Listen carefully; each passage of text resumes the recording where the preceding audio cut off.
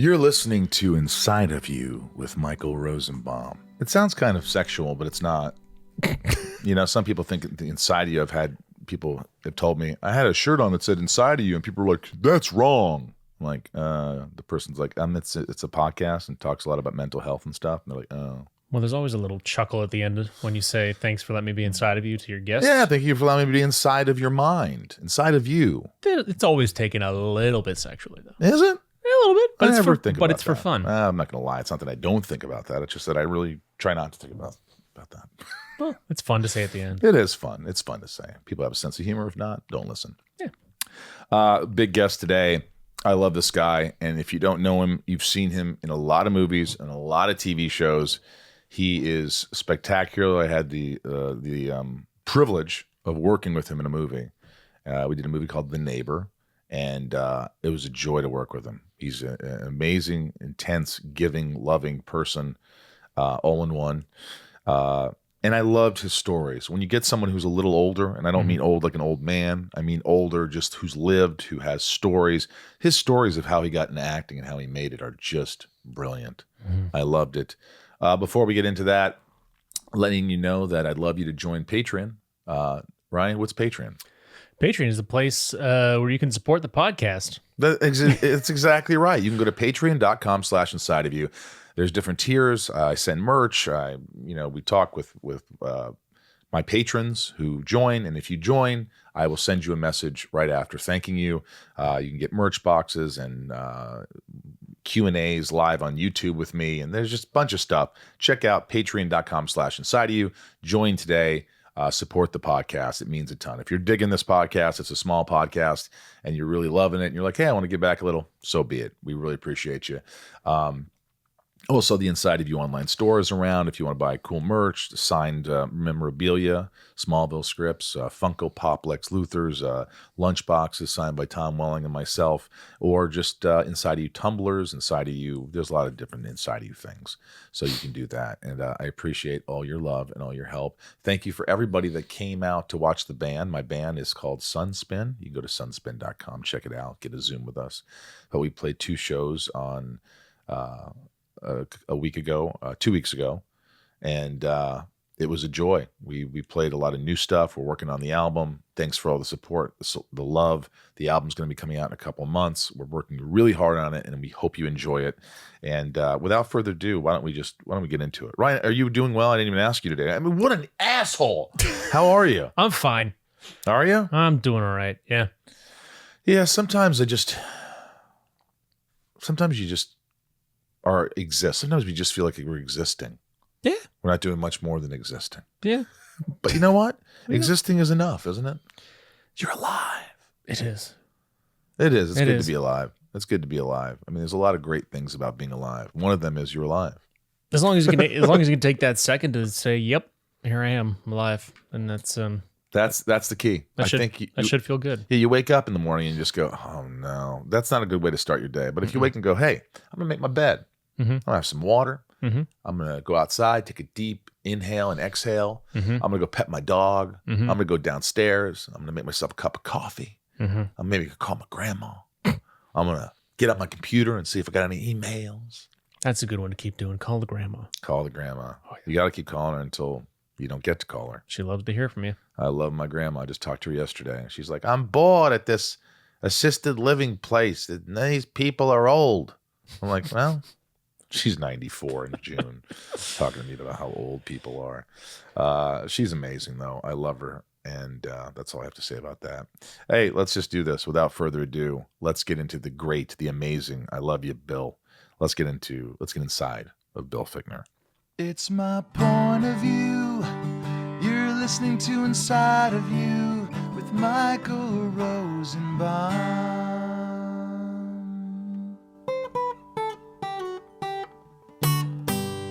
Inside of You with Michael Rosenbaum was not recorded in front of a live studio audience. So you're seeing all this shit. You see the goalie mask, and the first thing you said was you played goalie, because I have a Jason Voorhees mask from Friday the 13th. You were a goalie. Well, that's what, you know, when did this film come out? Probably 78. You know, because they don't wear masks like this anymore, No, but no. you did in the 70s.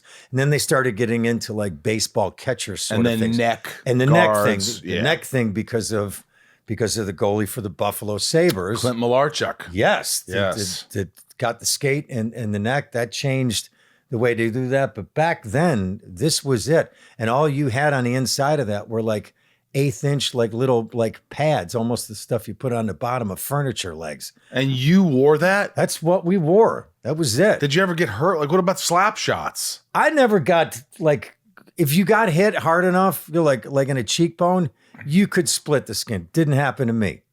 Well, you remember the famous goalie for the Boston Bruins, Jerry Cheevers. Yeah. He got hit so hard on his mask that afterwards there was such a mark on it. He took like a Sharpie, a magic marker, and he wrote, and then he did the little like stitches on it. And then the next time he got hit in the mask, he did it. And by the time the guy retired, his entire mask was stitches. Just everything. Yeah, everything. Just marks all over his face. The first thing I was going to say is I think you look fantastic. Well, thank you. No, No, I had you to do. take a minute I mean, there. I was like looking you up and all this stuff, and I know you've done so much freaking work. I mean, everybody recognizes you from so many things, but I couldn't believe you're 65 years old. 65 in Now November. that baffles me. I just always picture you, and it's funny because I'm going through like a little midlife thing. I think I'm turning 50 in July. Do you remember turning 50? Did it bother you? No, 27 was the only birthday that bothered me. Why was 27? Because 27 was like, I wasn't in my early 20s. I wasn't in my mid 20s. I wasn't working. I was going into my later 20s. And it was, I just remember 27 was, on November 27th, when I was 27, I was like, this sucks. 50, I kind of had a good time. 60, I woke up and I smiled all day long. I just giggled all day long. My wife's like, you want to do anything special? I'm like, honey, you know what I like to do every day? I go to the Y. Michael, why do you think my hair looks like it does? The reason I couldn't come any earlier is because you had to sign up for your swim time at the Y. I had an 11 o'clock swim. I had to go right from there, boom, hop in the car and come here. Do you swim every day at the Y? Monday through Friday. How much do you swim? How far do you swim? I don't really go by distance. I go by time. I'm going to guess. Minimum 30 minutes. Minimum. And if I have time, today 30 minutes because I wanted to get here, 30 to 40. Some days are a little quicker than other days. It depends on the night before. But minimum 30. 5 days a week. Really? Yeah. And how do you feel? It's why I do it. I don't know. I like it when it comes to fitness in my life. It's not even like a question. Man, am I going to work out today? It's a given. I mean, it's just a given. It's just what it makes Working out. So you're going to swim or work out every day. I'm going to take it. There's always going to be one day a week, whether it's Saturday or Sunday, where something's going on. And it's like, all right, so that's the day that I'm not doing something. Or I'm driving up north or something, and I got to drive 500 miles. I'm not going to do it that way. But that's not necessarily true, because a lot of times we leave here, we drive the 500 miles up to Truckee, and there's a beautiful outdoor fitness center in this area where we live up there, where we have this house, and they have 2 exterior lap pools outside. So you get up there, it's 15 degrees out. There's a snowstorm and that pool's about 80 degrees. Oh, I'm in that pool, swimming with the snow coming down. Wow. That's when it gets heaven. So part of the smile on the face is like, I mean, you feel good. For the most part, you wake up and you feel good. Do you feel like you have a lot of energy throughout the day? Are you one of those guys that you get tired? I get tired all the time. I'm always tired. I think I'm eating wrong. I'm probably eating wrong. I'm not exercising enough. I'm not doing the right things. But you think swimming is something that I should? I think some sort of fitness for everybody. I mean, I think, you live up here in the mountains. To walk these hills for 45 minutes? Oh man, that's like, Yeah, I don't do that. I mean, that would be awesome. No, seriously. You would do that, yeah. Yeah, I would do that around here. I mean, I do that with my dog at home out in Glendale. I go take a walk up in the mountains. To me, to have my body in motion is it just, I'm alive. I want to stretch. I want to, I just want to be It's just everything about the way I feel. You know, the way I look. Listen, you look the way you look. You know, at the age that we get older. Yeah. I don't really care. You don't care. Not really. You're not concerned about it, because most actors were concerned about our looks. So, the right makeup, we got to look good. Do you want to look good? Do you always or do you kind of let it go and I'm worried about my performance? You guys worry about that shit. Listen, as long as my hair is not too neat, I'm happy. As soon as my wife's like, "Why don't you cut your hair?" and I'm like, "Why don't you back off, Jackson?" And I don't care about. I mean, listen, I got a good buddy of mine.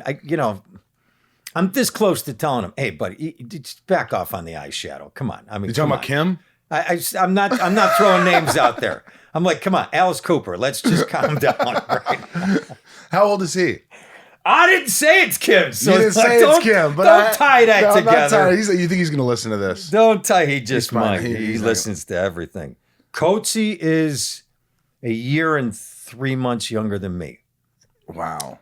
Kim Coates. And you met on Black Hawk Down. But I'm Black Hawk And Down. you and him and Eric Bana became really close friends. Forever. Just from that movie. I talked to Coatsy almost the entire ride from the Y to here. What do you talk about?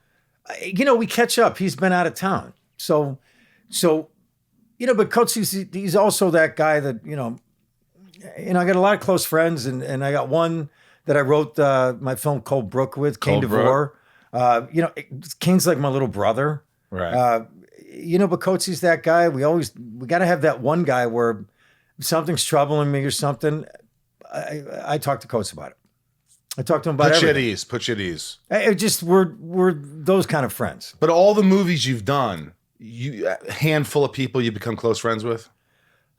Not more than that. What it's like. We work with a lot of incredible people over time, but when you finish something, it's no guarantee that you're going to, that you stay in touch. Life goes on, there's only so many hours in a day. Yeah. And the people that we're close to, and, and then I have kids and kids. And, all of that. So you don't get as many that are going to be, friends forever. It's not like you don't miss them. I've just worked with some great people in Austin. And who'd you work with? I worked with Ben Affleck, and I have before. Right. And I worked with this actress. What'd you work with him on? Armageddon? Armageddon. Right. And I worked with this actress, Elise Braga. And you would know her from Elysium and many things. She did that series for 5 years about, they shot it in New Orleans. Shame on me for blanking on it. But she's really incredible. She plays the lead in this. You work with a lot of great people. And you hope that you're gonna see him again. You don't know if circumstances are gonna take you that way. Right. And I think when there is something about meeting somebody and working with somebody that's incredible, but there is that thing of, like I said, so many hours in a day, and then somebody's gonna become, how many Coatsies have I met? I've done 50 films. I have one Kim Coates. One guy you just hit it off. One guy that's just like, all right, you're my brother. You're the same age as me. We go through the same stuff. We're so similar in life and career. So you talk about prostate shit with him. He's a guy. You can talk. Everything. Are you kidding me? I talk about it with my friends. I was just dealing with some prostate shit. It's fine, by the way. How was that colonoscopy? I got to tell you something. When he got that hey, how you doing? There's not a lot of people you're bringing that up with. No, not a lot. Well, me, on the other hand, I probably bring it up with everybody, don't I, Ryan? You do. I do. I look at you, and after working with you, and I loved working with you. You're a very giving actor. You're very thoughtful, but you're also very present. And that's something I really wanted to step up. I wanted to do a great job because I liked you. I was impressed by you and your work. So I felt like there was some kind of, it wasn't a challenge, but I was like, I got to make this guy like me. He's got to like me. I'm always that guy. I want people to like me. I don't think you are that person. You don't give a shit. You do your work. If they like you, they like you. Are you that guy? I think so. It's not like I don't care, but it's okay. It's okay. I want to be, liked. Listen, I think, do the right thing with people, and people will respect you and like who you are and want to work with you. And that's way more important. I don't try to be liked. I just think handle yourself in a respectable way with other people and they will like you. And now a word from our sponsor, BetterHelp. One of my favorite sponsors, by the way. Ryan, what does burnout mean to you? Not like you see these guys that are burnouts. But No, like that's different. It's completely different. Just being depleted. Depleted of energy. Overworked. Not making enough time for yourself. Yep. Have you guys felt burnt out? I know I have. I constantly feel burnt out. It feels to me like I just don't have energy to do anything. And, you know, you've got to take time for yourself. You've got to pay attention to your body, your mind, and BetterHelp is there for us. Ryan, I know, still uses BetterHelp. A lot of my listeners, listen to BetterHelp. Life can be overwhelming. It sure can. And many people are burned out without even knowing it. Symptoms can include lack of motivation, irritability, fatigue, and more. We associate burnout with work, but that's not the only cause. Any of our roles in life can lead us to feel burned out.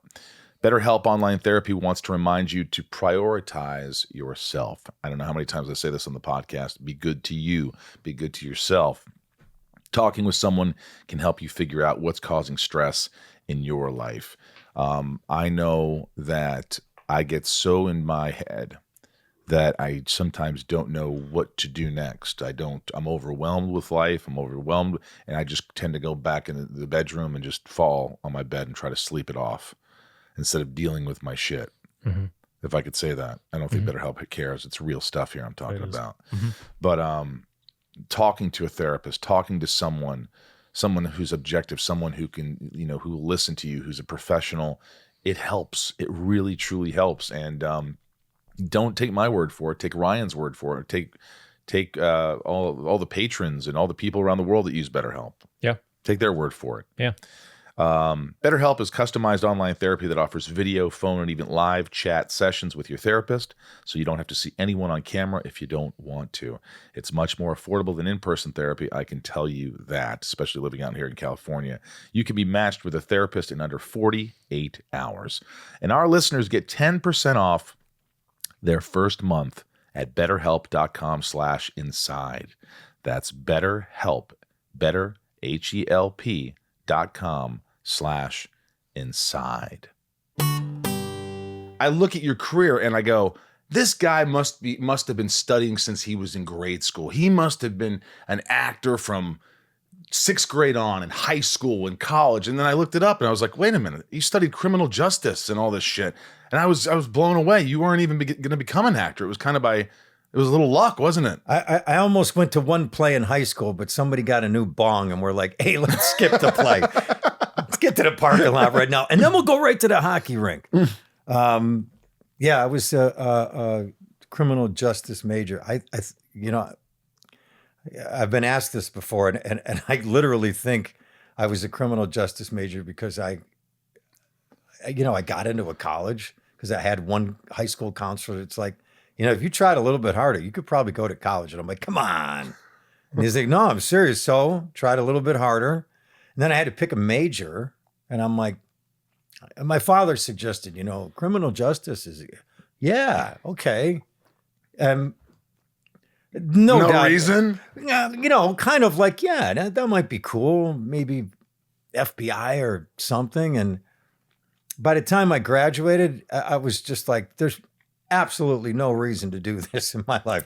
I just was not in that headspace. You don't want to be a police officer. You don't want to do anything that. I took one police exam. I took a federal exam in the federal building in downtown Buffalo. And I think I got about halfway through it. And I thought, this isn't happening.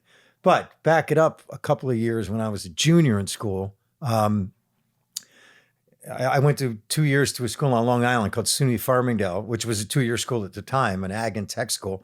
And then after I left, it became a 4-year. And then I transferred up to another. My dad went to Farmingdale. Did he really? Yeah. I think he graduated from Farmingdale. Yeah. I'm pretty sure.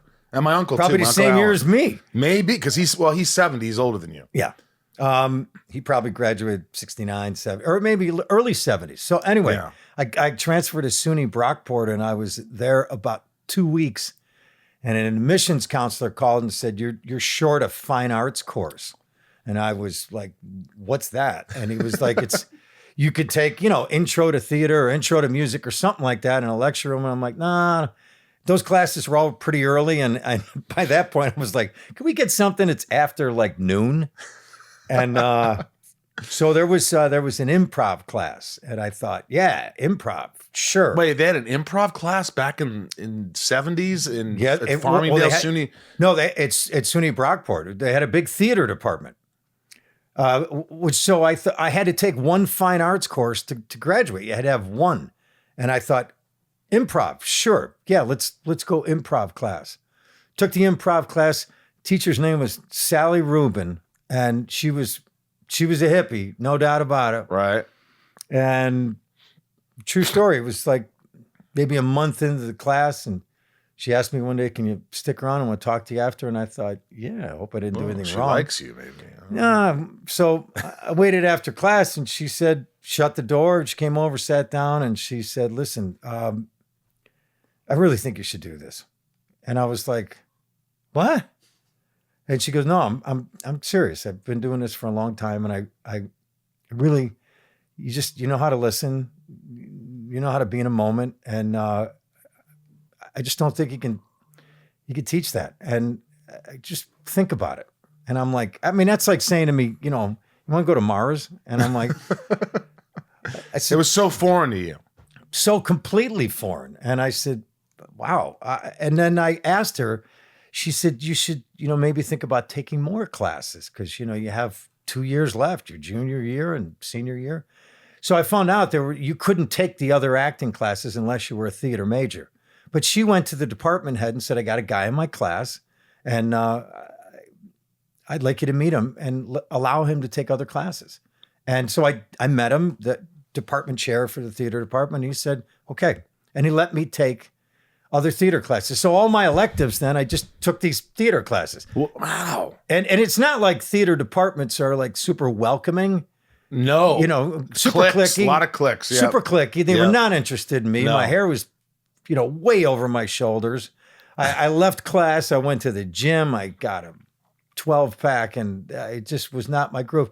But I didn't care because I liked the teachers and I liked the experience. If she doesn't call you into her room and says something, if she doesn't say something to you about your improv skills or your listening, or I think you should take this seriously, you don't do this. Is that right? I don't. I mean, I look at it as such a pivotal, like, turning point, like one of those moments you have in your life. We all have them, and you think, wow, if somewhere inside of my head I was entertaining that, that, like, boy, wouldn't that be something special? A little confirmation can make all the difference in the world. Huge. And I had that with her. And I graduated, took that police exam, finished about half of it, did a regional audition for the American Academy of Dramatic Arts. I had to drive to Syracuse and do a couple of monologues for somebody there. And then, like, last week of August, I got a call and they were like, you're in. And That quickly, you switched gears. everything. You started doing plays. No, I went and started studying. I didn't even, when I got to New York, I didn't even audition for the first, I would say, maybe at least 3 years. 3 years? You just studied? What were you studying? I didn't know like what Stanislavski? No, I just wanted to, find a good scene study class. I went to the American Academy for a year, which at the time, if you went for 1 year, you only went to the second year if you were invited back. I got invited back, but I didn't want to go. Right. I felt like a lot of young students that were there came right out of high school. There was just this feeling like everybody was, coming and, they were going to finish their scene study class and the limo was going to pull up. And here I am working a full-time job as a security guard. I got to use my criminal justice There you major go. in the New York Hilton on 54th and 6th. I literally had a 40-hour-a-week full-time job. I had no money. 40 hours a week, and I would start that job at 4 o'clock till midnight, and I would go to the American Academy from 9 till 3. And I did that, Monday through Friday. And did you have a passion for it? I mean, did you feel something take you over? Like, I want to do this. I feel this. I'm good at this. Is it something that you gravitated towards? I think I might have. I certainly had that feeling, or I don't think I would have ever got on the Right. bus and landed at Port Authority. Were you nervous? Did you have anxiety? I mean, did you deal with that shit back I then? felt like everybody knew what I didn't know because I didn't do it in high school and I didn't do plays in college. I took a couple of classes. I felt like, people seemed like they had so much going on. And everybody kept talking about, then I got in a great scene study class and everybody talked about technique, I was like, can I buy that at the drama bookshop? 'Cause I don't know what the hell technique is, but I got to get me some of that technique. Oh man. So I think this is a little of the growing up in Buffalo sensibilities of not putting the cart before the horse. I didn't want to audition before I felt like I had a clue or a way. Where a lot of people nowadays, they have no experience and they're auditioning and they're People want to be famous today. They want to be famous. They want to be famous. I wanted to be a good actor. I still do.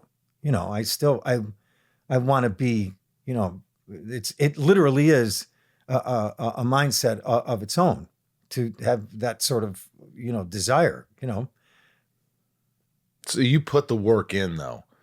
I think so. When you were there, you really just sort of dove in and did whatever you could because people thought you were good. At least this one teacher. Were your colleagues thinking the same thing? Like they want to be around you? Were they like you're talented? Did you feel that? I had a similar teacher when I got to the American Academy. I had a teacher there that said, I walked with him after class one day and he said, "You're in it." And I didn't know what he meant. And then I got into a scene study class when I didn't go back. And it was not the scene study class I was trying to get in, but the guy I was trying to get in had an overfill because he had like a 2-year waiting list. And he put me in a former student named Peter Thompson. He put me in Peter's class. And then eventually I got off the waiting list and went to the class. And I was there about 2 weeks and I'm like, I got to get out of here. People are talking to shrubbery, making connections. I'm like, I got to get back to Peter. But I remember being in that, and all of these things that we're talking about, and this, just because you may have talent or something like that, doesn't mean that you're going to work, or doesn't mean that your life is going to turn out the way it does. But I remember being in that scene study class with Peter, and maybe this is 3 or 4 years after I got to New York. So maybe I'm mid-20s now. Right. And I remember looking around at and going into that class for the first time, and there were people that I saw that had small parts in films, and I was like, oh my God, I saw that guy in this thing, even though it was like a one-scene part. But to me, it was like, It was everything. I can't believe, oh my God, that's the greatest thing ever. But after about a year in Peter's class, out of the 20 kids that were in that class, I could tell you the 4 or 5 that were in it, they were all good, but I could tell you the 4 or 5 that were in it, and I knew I was one of the ones that was in it. There was a difference. It was just... What was the difference? I don't know. I don't know. If I knew the answer to that, we'd write a book together. And make $1 billion. It's just something. It's a combination of presence. It's something. It's a combination. But even with that, is there any guarantee? I felt always felt behind the 8 ball. Always felt like I was catching up and figuring things out because I didn't do it when I was younger. Everything felt so new. And make no mistake, even though I was in New York, I wanted to work in a movie one day. I really wanted to. So work. you didn't really want to do plays as much as you wanted to do movies. I did. I wanted to learn. I was, theater was terrifying, but I wanted to do that. I wanted to, I worked on a soap for a couple of years, and what soap was that? As the World Turns. How did that come about? How old are you? Take me back there. 27, 28, 29.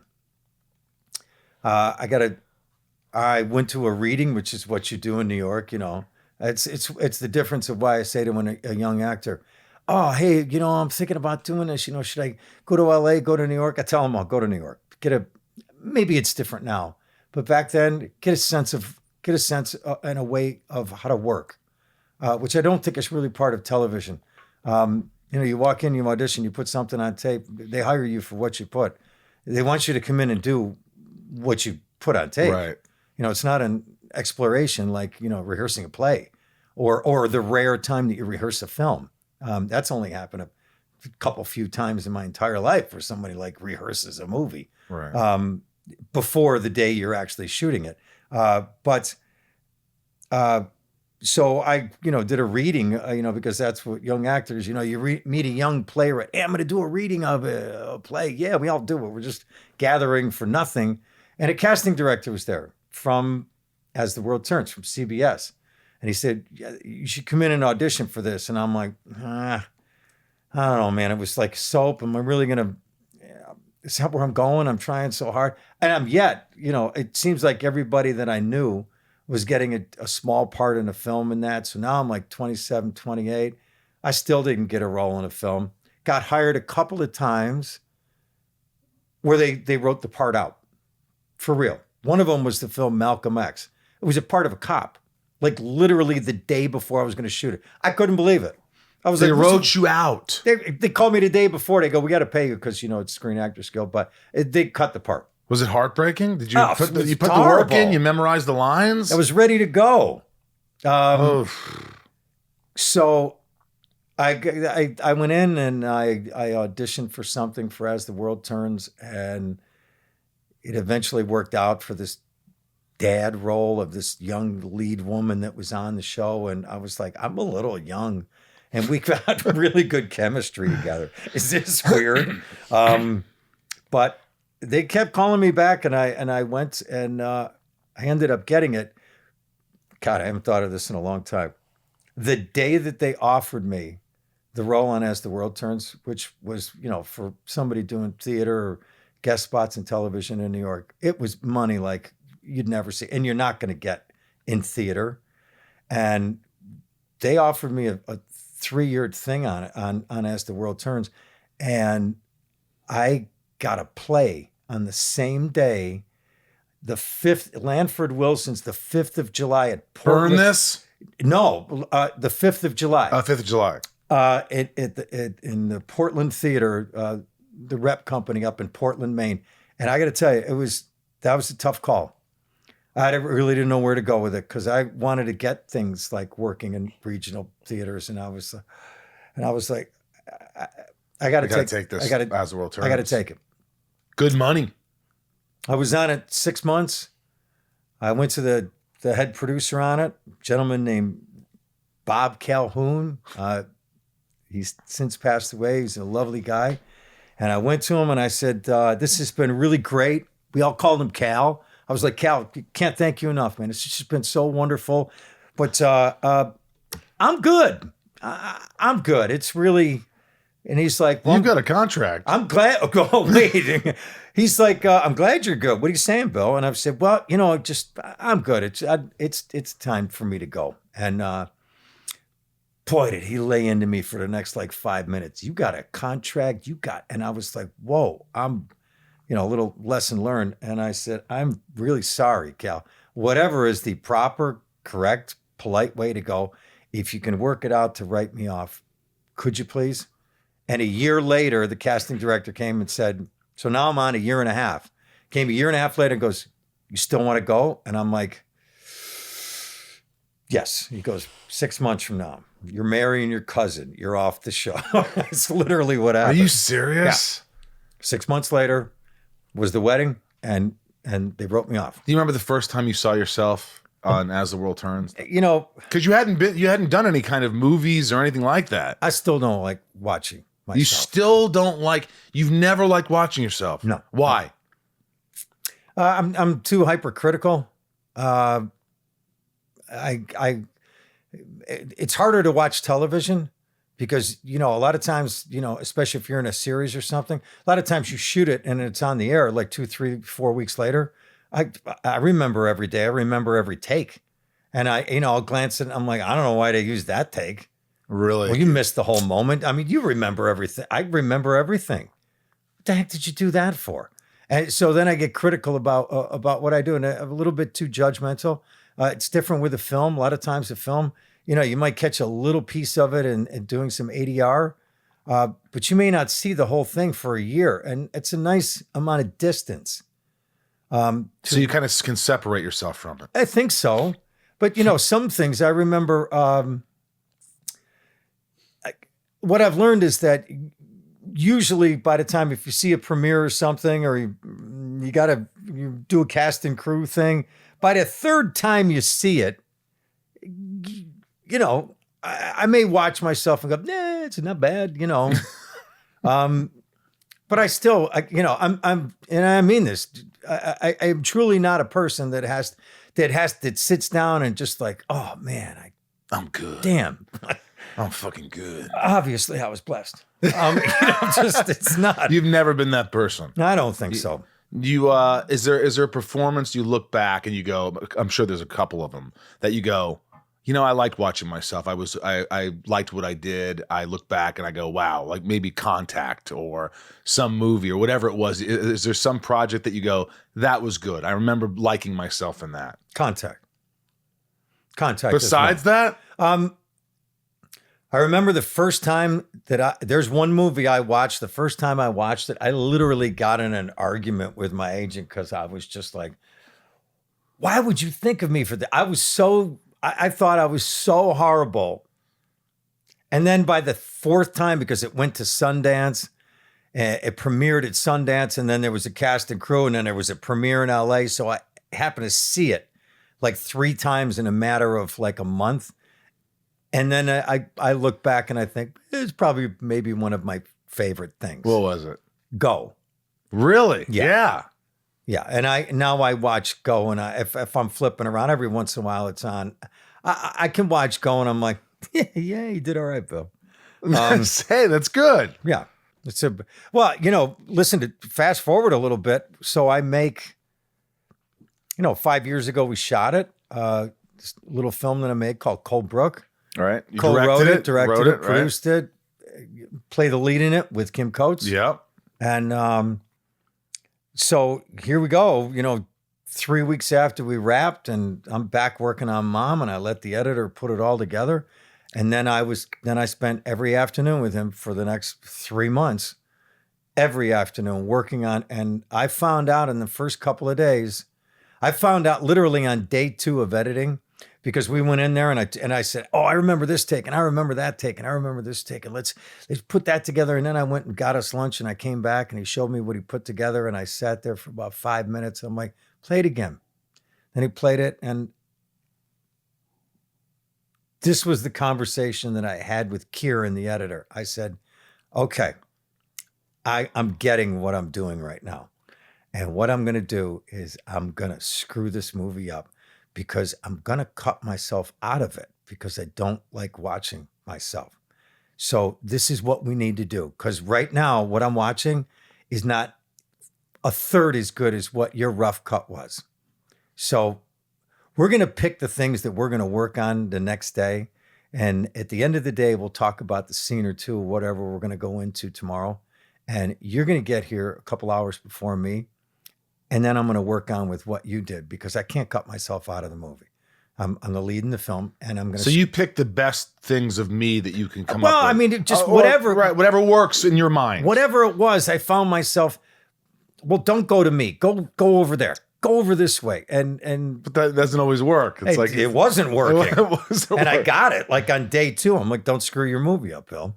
Wow. So I had to get over it, watch myself. This is what it is. What about your folks growing up when you're doing theater? They got to see you do a lot of theater or movies and all this stuff, right? They've seen your career. Yeah. What did they think when you said you wanted to go into acting? I remember when I told my mother, and she was like, "Oh, well, okay, we'll pack up some sheets and towels and things." I told my father, who I didn't grow up with my father, and it was like I was speaking Swahili. I think he just looked at me like, what? Got to remember, we're talking back in the 70s. Yeah. Back in the 70s, I was in high school, 70 to 74. Nobody knew an actor. No. Outside of a kid that did plays in high school, but nobody knew an actor. Who knew a real like professional actor. You didn't know anybody in Cheektowaga, New York. So it was just, it was so out of the blue to even take that sort of like leap. But especially when the first thing you thought was you're going to go into criminal justice, you're studying this stuff, and now you're like, no, I'm going to be an actor. yeah, it was, I mean, I even remember with friends back then, friends that were really close to me. I mean, all of them looked at me like, you're going to what? I remember friends visiting me in my tiny 1-bedroom apartment on the Lower East Side going like, you live in this thing? Because I remember that. They came down with their company car for the weekend, and I was like, and I remember thinking, yeah, I live in this thing. I love this little box that I live in, man. I have the best times of my life sitting up here figuring out how to make a scene work. I have fond memories of those, that as hard as it was. Right. But, yeah, it's a heck of a journey. I don't look at you as someone who gets intimidated, but was there a time in your life where, working with these big actors, having to step up, having to prove yourself, did you get nervous? Did you get anxiety? Did you get intimidated by anybody? I got to be honest with you, and I really mean this. You talk about, people have asked me over the time, and I'm a character guy. I play specific things in movies. I try to fully realize that piece of the puzzle. But when you work with the movie stars that I've worked with over time, they're really good actors. And that's all they want to do. And there's a reason why they're big movie stars, is because they're really good actors. Right. Most of them. So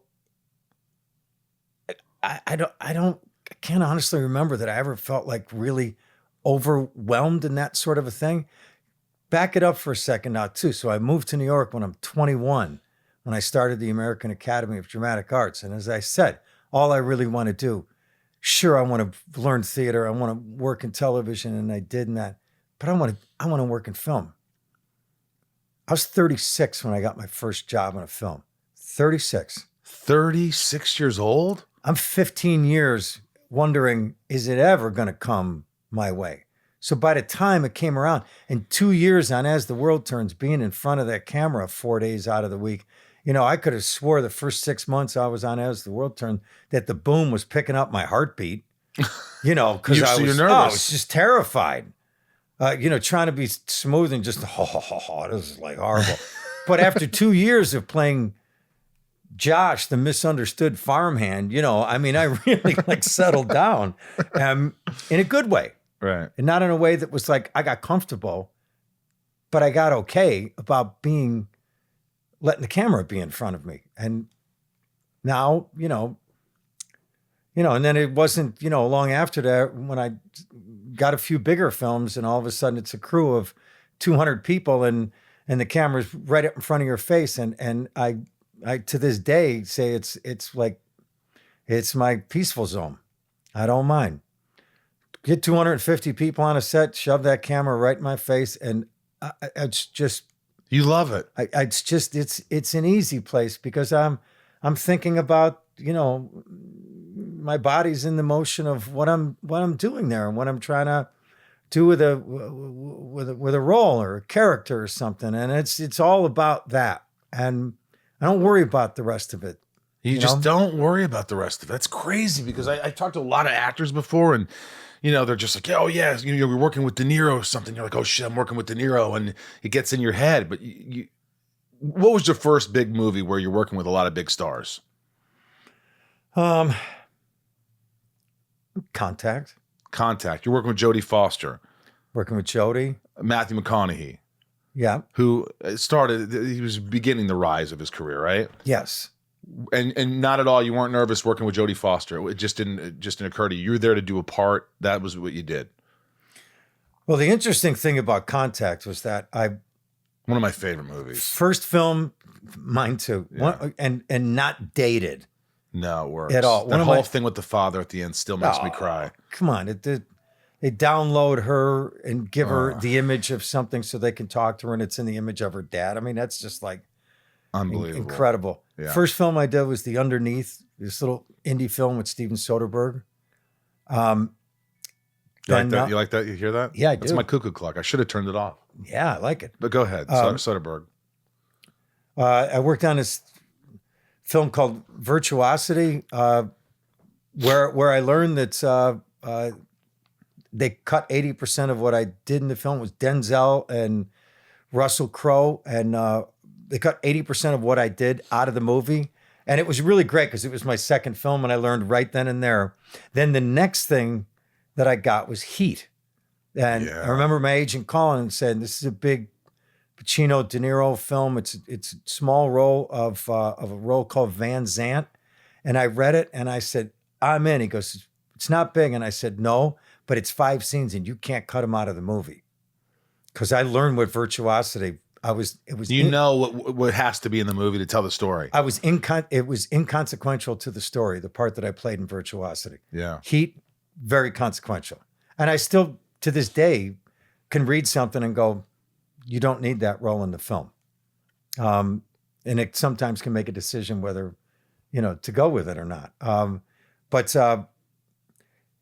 then I did this thing called Albino Alligator. Yeah. Kevin Spacey directed it. Yeah. Faye Dunaway and Matt Dillon and Gary Sinise.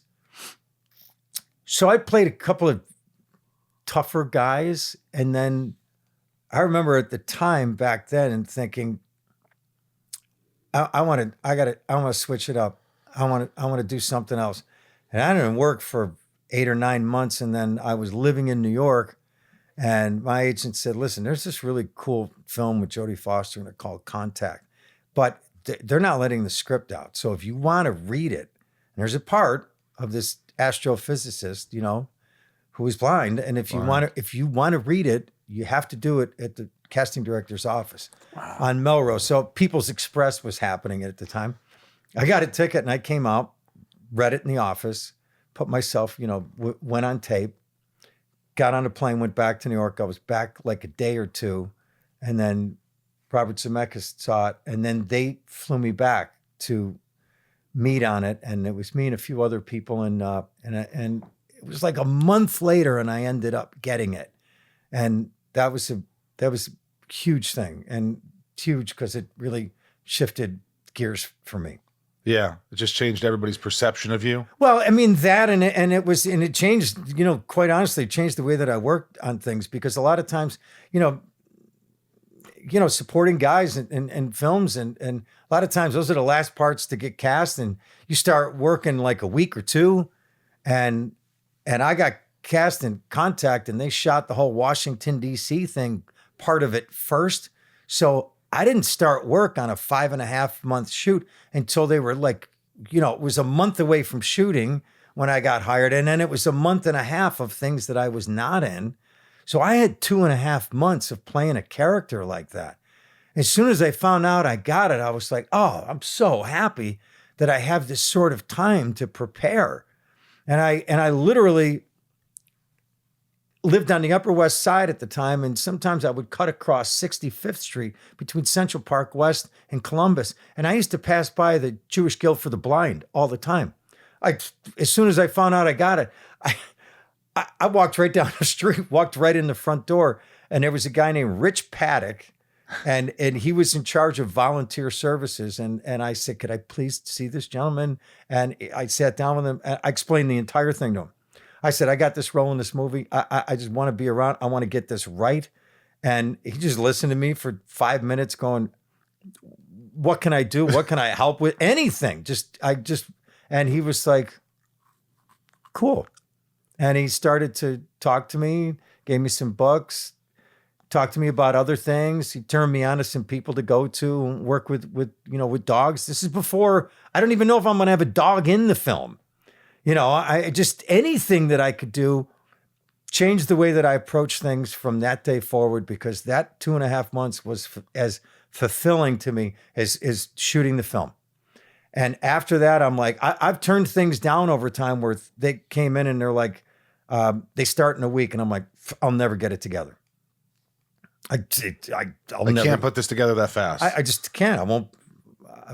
So you were very lucky. It was fortunate that you had the time to really... That I had to prepare for it.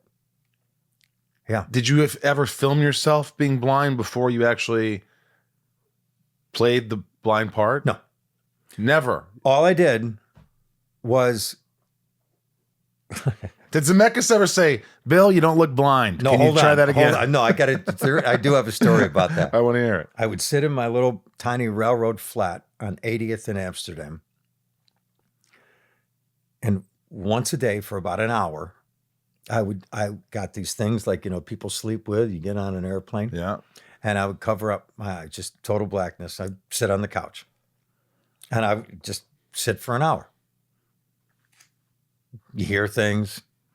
People say, blind people, they have their senses are better. Well, they're a little more keen. They're heightened. Right? They're heightened. Right. I found over the next couple of months of doing that I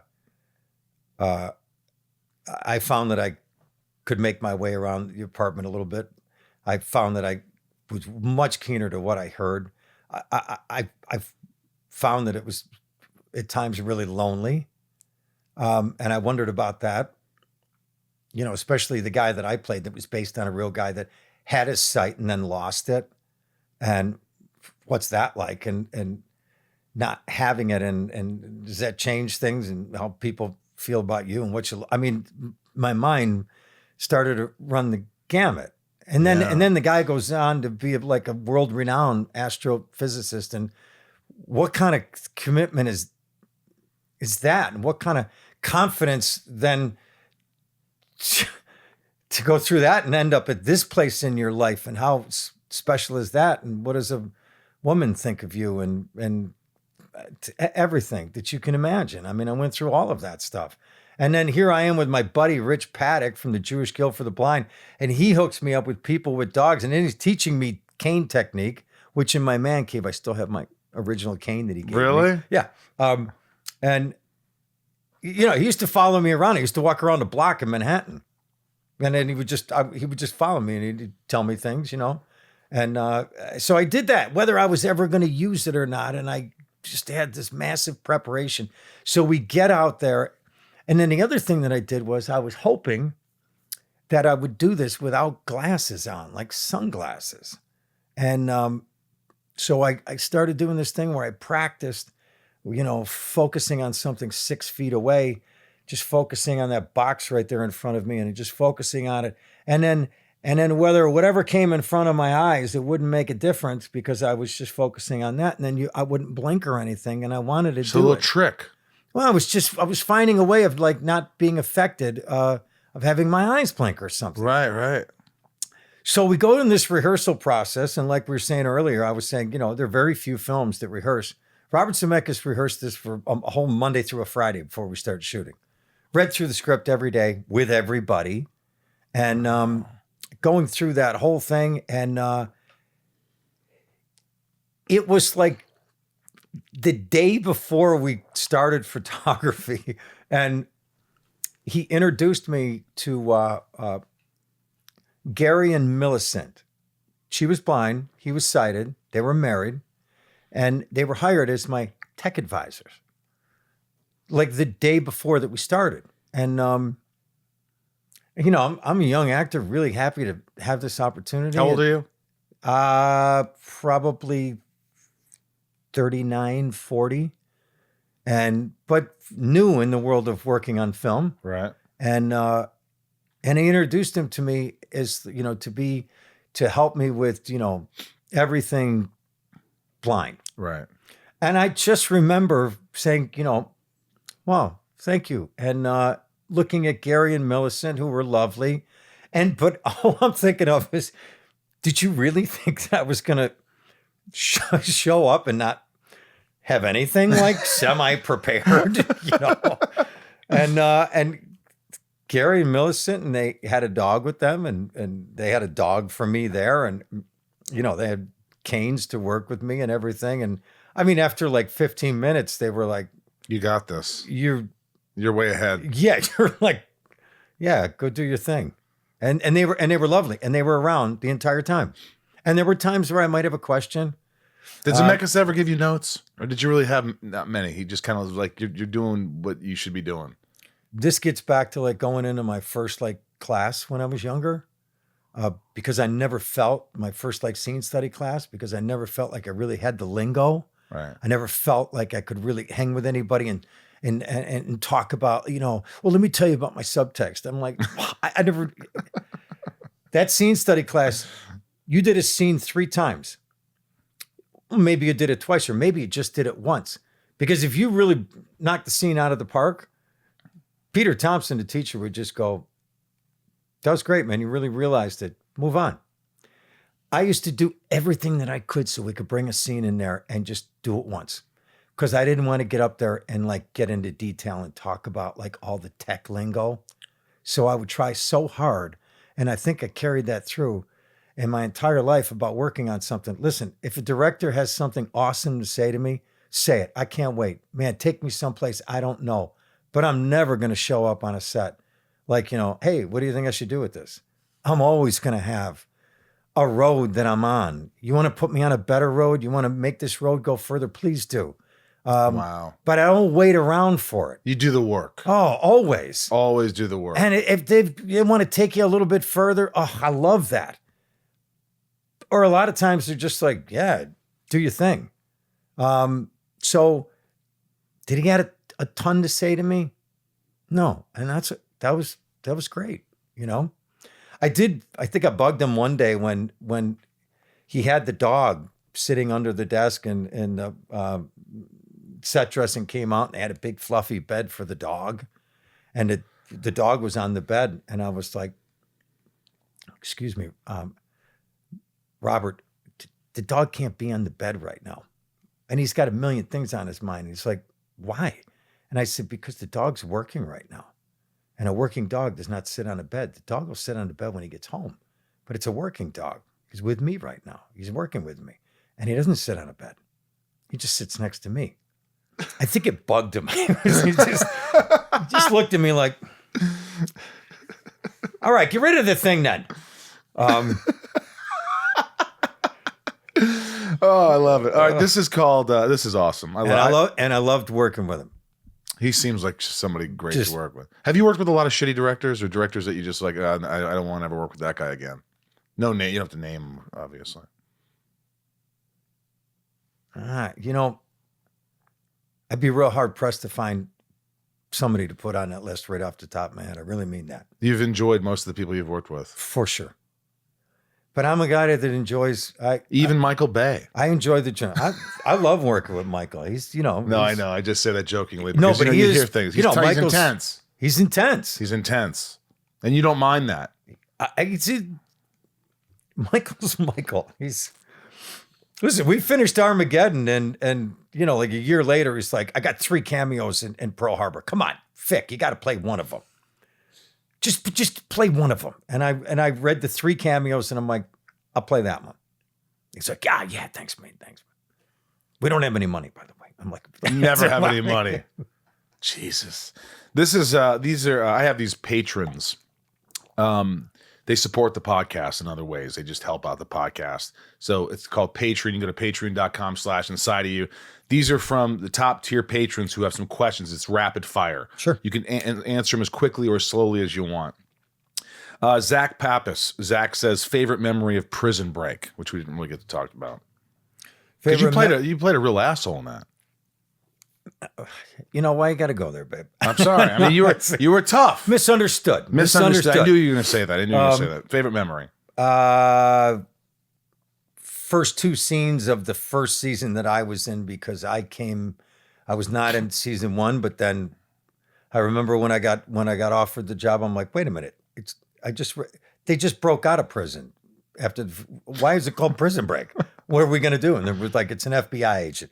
First 2 scenes when I got to Dallas, I remember the character and thinking, why is this guy popping pills? He's the FBI agent and he's just got a whole other rhythm going on. And I remember the beginnings of that and thinking, I like this. I like this a lot. You like playing the character? I did. I did, yeah. And it was very separate from all the guys that were the Prison Break guys from the year before, right. And I was fine with that. I was just walking on my own road. Carly Shibby says, "Oh hell yes, I love this guy." There's a lot of that. A lot of people were like, "Oh my god, you got this guy? I love this guy." Question: how was it working on Armageddon? Did you get any real space flight education? Armageddon. I remember. First of all, it's a Jerry Bruckheimer film, so you're gonna get the best of everything, and you're gonna get DoD approval. I mean, Jerry's made Armageddon, Pearl Harbor, Black Hawk Down. You're going to get the best that there is. I remember being in Cape Canaveral where we're shooting the scenes where we're actually getting in the shuttle. The shuttle, the real shuttle is on the launch pad, one of them. And here we are 280 feet up in the air at the gantry. It's like the plank that you walk across to step in. And they're shooting this stuff. And I'm like, this is just around when cell phones are starting to break, And I'm up there, and I remember looking at our second, and I'm like, dude, you got to lend me your cell phone. Lend me your cell phone right now. I get his cell phone, and I dialed the number, and my mother picked up, and I'm like, Mom, you can't believe where I am right now. It's like I'm on CNN, and it's about to take off. I can't believe it's a beautiful, crystal clear day. I'm looking at the waves rolling in, and my hand is on the shuttle. I'm on the shuttle right now. That's working on a Jerry film. And we had a lot of that stuff, working at Houston Mission Control. It was up at Edwards Air Force Base, incredibly impressive. Carly also says, I remember the first time I watched him on TV, a show called Grace Under Fire, played a guy named Sparky. Such a damn good show. Leanne, any fond memories of working with Rosie? That's me on the movie The Neighbor. We had fun. It was a little independent movie. That was, 5 pounds of bologna in a 2-pound bag. Yeah. And to do that in the time frame. We did it fast. And I remember Aaron, the director, said, you got to meet with Bill before I cast you. He's got to approve you. And I was so nervous. I was like, oh shit. So we met at this little coffee place. And then afterwards, Aaron called me and goes, okay, he approved you. I'm like, oh, good God. Listen, no offense. I just wanted, I'm like, make sure this guy can do it. Who's in this whole thing? Yeah. Yeah. You're the lead guy. You want to know. Yeah. And I ultimately, did you ever see the poster of what they finally came out with that film? Yeah. Like me, like leering out the window, like it's a, like I have a knife in my hand. I was like, talk about marketing missing the boat on what the movie was about. Yeah. Yeah. Well, what can you do? Not the first. Let's see. Lisa Hall, what was it like working on the remake of The Longest Yard with Adam Sandler? You have any funny Adam Sandler stories? Adam's got a whole beautiful group that he works with, and it's all in his world and his guys and wonderful people. I kind of was a little unsure of the whole journey until the day that's, because I just trying to do something with the character, and I think everybody wanted it to be a little more middle of the road. And Right. and I got that. That's, that's their choice, their movie. And the whole thing, the best day that I had on all of The Longest Yard, and I had a lot of good days. Come on, I'm playing a football player. I'm a football fan. It was just a lot of fun. Right. I did walk up when the camera was rolling and you had these like 300-pound guys in front of you. When the stunt quarterback was not in, literally walking down the line to like Romanowski and Goldberg and going, hey, Screen Actors Guild, SAG, not NFL. I'm in the game now. But my son Sam, who was like 11 at the time, came to my wife Kimmy brought him to Santa Fe where we were shooting the prison stuff. And Sam was with me and just kind of, looking around at the enormity of it. And a golf cart pulled up. Adam was in the golf cart. He was by himself, slammed on the brakes. He was like, because we were talking about it. I said, my son Sam's going to come visit. Slammed on the brakes. He was like, you Sam? Sam's like, yeah. He goes, come on, we got stuff to do. Put him on a golf cart, took off. I saw Sam about 45 minutes later. He just took him everywhere. Took him on in Video Village, showed him one. I took him on the set. He's the sweetest guy in the world. He brought him back, and I was like, I love you, Adam Sandler. Who doesn't? I love Just that guy. for that moment right Yeah, there. what a great moment for I Sam. mean, come on. Sue Beautiful. Byrne says, "What is your proudest moment in your personal life and your career?" Well, absolutely marrying Kimmy. Yeah. You've been married, what, 24 years? I thought you were going to say you've been married 24 times. No, it's like 24 times. 24 times. Man, make up your mind, would you? No, but 24 years, right? 24 this summer. Yeah. Though I met Kimmy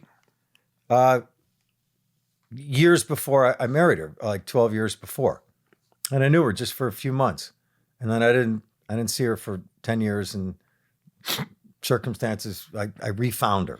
So I was really grateful about that. You can't really go back in life. We all know that circumstance. Sometimes when you miss something, you try to go back, but you can go back if you never really had it in the first place. And I'd met this girl, and she was so beautiful, and then life went on, and I was married for 7 years, and it didn't work out. And then I found a way to find my way back to her, and I'm so grateful that it worked out, and that I refound that woman. And so personal life, that's right up there, along with having my 2 maniac children. Yeah. And work-wise, I just to have made Coldbrook and wore every hat imaginable, and like literally flew by the seat of my pants. To put that all together, I was just. You want to do it again? I'm in the throes of it right now, and you listen. Any independent film you're going to make, you need about 8 miracles. I've got like 4 so far. I need a few more, and I think they're all coming together. And in a perfect world, maybe I shoot it this summer. We'll see. This is something I agree with. Big Stevie W says, "No questions. Just a thanks for being one of my favorite actors since Go. Don't think I've ever seen him not give a great performance." No, that's cool. Thank you. I think that's when you talk about like committing, like you do the work. It speaks volumes. I mean, you do the work. You get it when you're on set, you're ready to go. I think a lot of people sort of kind of, let me be directed. Let me kind of figure it out while I'm on my feet. And they don't know their lines exactly. You seem like someone that knows your lines inside out when you get on set. Yes. I mean, yes. And then, and then there's that other part of me that's like, and that's the experience thing that we both deal with, which is you want to know it, but you don't want to know it like you really know it. You want a little bit of everything. I mean, who knows? We try to just find that sweet spot. Right. That sweet spot in our life to be alive. You know what I used to call it when I first moved to New York and started acting? I remember that I used to call it breaking out, which is when you had the lines and then you had an idea about something or a rhythm about something, because you know what it's like. If you could tap a rhythm of a character, there's 52 things that you could get specific about, but you don't need to know all 52 if you find the rhythm. Right. Because then you just go. Right. And I think that's ultimately what we all look for. And I never stopped striving for that, finding a rhythm. Yeah. And you don't always feel it, but you try to get close to it. You call yourself a leading man, but I see you character as man. I'm sorry, character. But I see you as leading man. That's what I was going to say.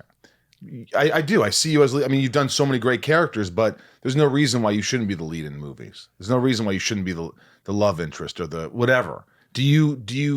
You need to, when this is over, you need to start calling the studios.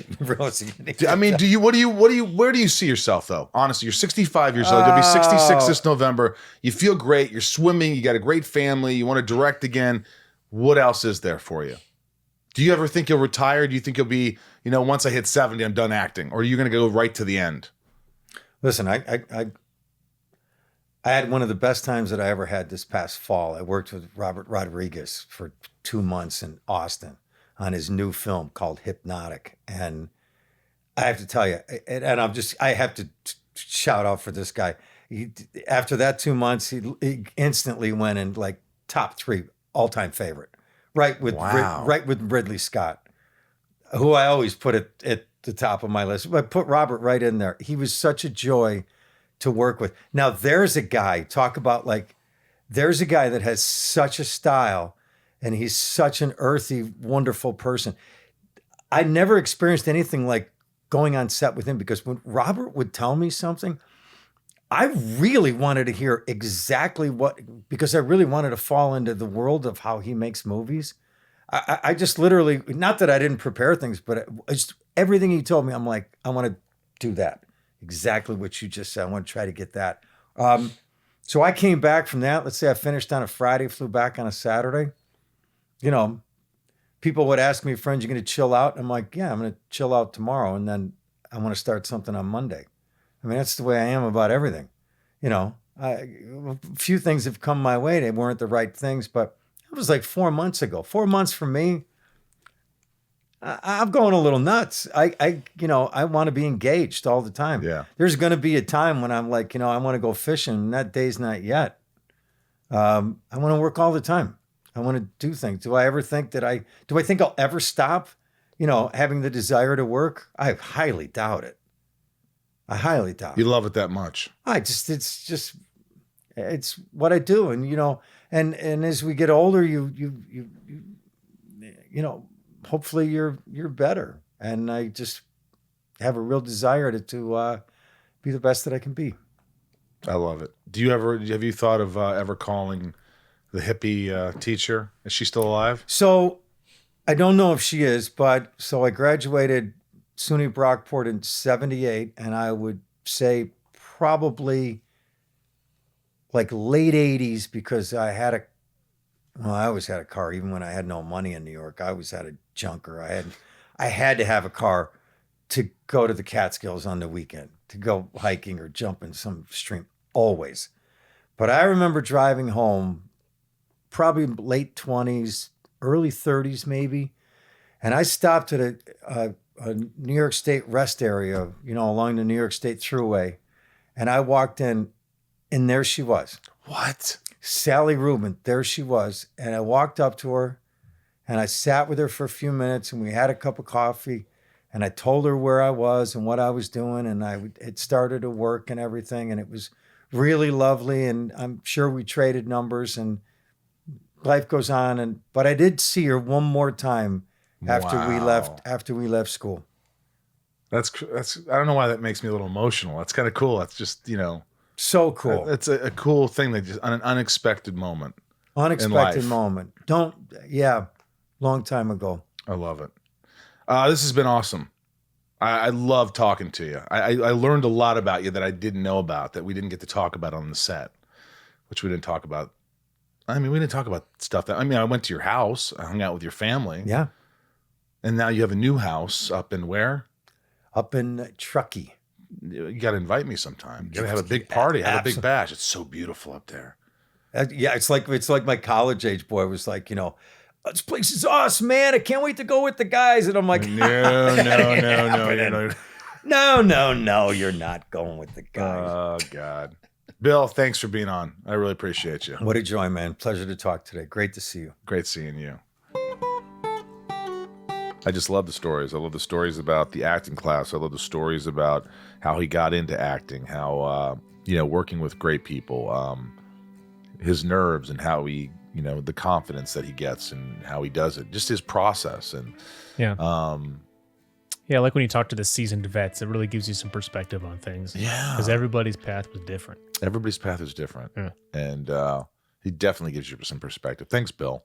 I really appreciated our conversation. I hope to see you soon. Again, join Patreon. Support the podcast, patreon.com/inside of you. Go to the Inside of You online store if you want any merch. I'm on Cameo, blah, blah, blah. Go to sunspin.com if you want to get a Zoom from the band, or you want to support the band or get band merch. I think I've said it all. I'll be in Metropolis, Illinois, June 12th weekend with Tom Welling, doing Smallville Nights and signing autographs. I hope you guys join. There's a lot of craziness going on in the world. Like always, there's always something that just kind of is devastating, and we didn't talk about it, but all the lives that were lost, just, it kills you. It kills you. And you feel helpless and you're like, what do we do? Well, there's things you can do. There's places you could donate. There's petitions you can sign. There's things that, we have to keep doing something because doing nothing isn't working. We've got to change some minds of some people in the upper,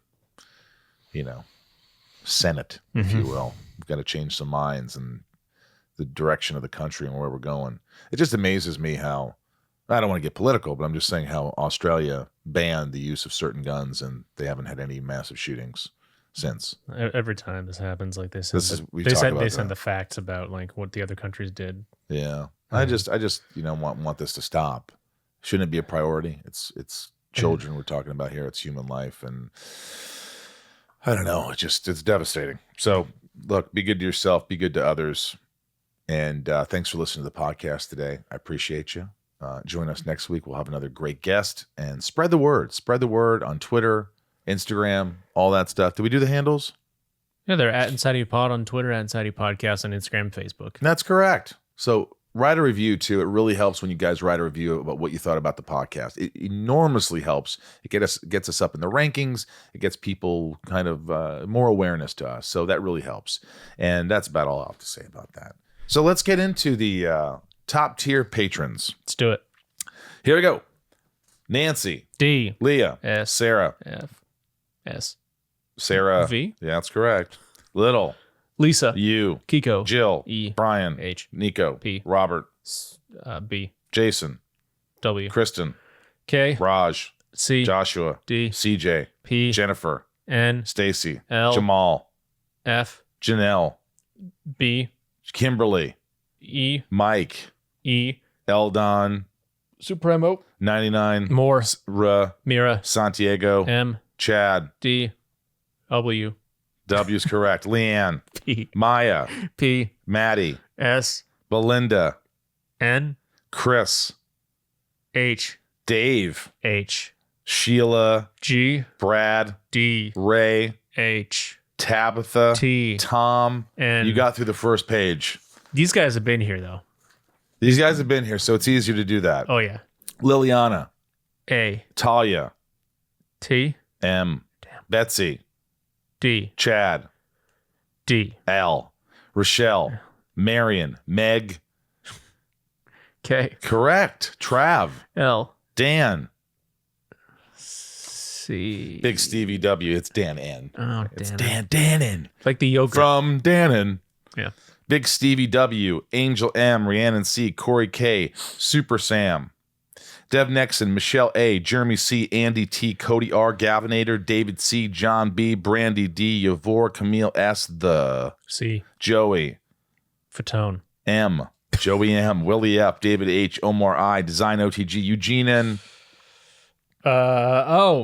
Eugene N, me, Leah, Leah's Yeah. correct. Chris P, Nikki G, Corey, Nicole, Patricia, Heather L, Jake B, James B, Bobbitt, Joshua B, Tony G, Megan T, Mel S, Orlando C, John B, Caroline R, Rob E, Paul C, Christine S, Sarah S, Eric H, Spring, hi Spring, Jennifer R, Shane R, Emma R, Mark M, Jeremy V, Andrew M, Robert G, and Satoichi 77. Satoichi 77. We'll find out in a few weeks if you got it. Yeah, I'm trying. From the Hollywood Hills in California, I'm Michael Rosenbaum. The Rod Tails over here. That's right, Tejas. And a little wave to the camera. Hey guys, thank you for allowing me to be inside of each and every one of you. It's a joy. It's a joy.